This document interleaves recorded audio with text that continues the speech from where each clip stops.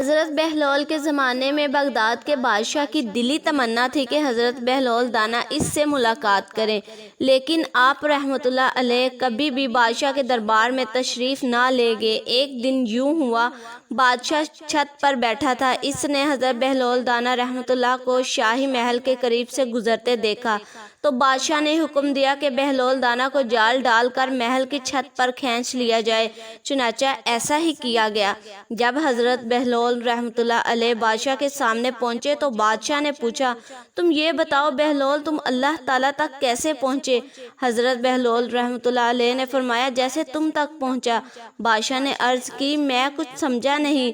حضرت مسکرائے اور فرمایا، اے بادشاہ، اگر میں خود تمہارے پاس پہنچنا چاہتا تو نہا دھو کر، لباس فاخرہ پہن کر، دربان کی منتیں کر کے محل کے اندر داخل ہوتا، پھر عرض و پیش کرتا، پھر گھنٹوں انتظار کرتا، پھر بھی ممکن تھا آپ میری درخواست رد کر دیتے۔ جب کہ تم نے خود مجھے بلانا چاہا تو محض کچھ لمحوں میں ہی اپنے سامنے بلا لیا۔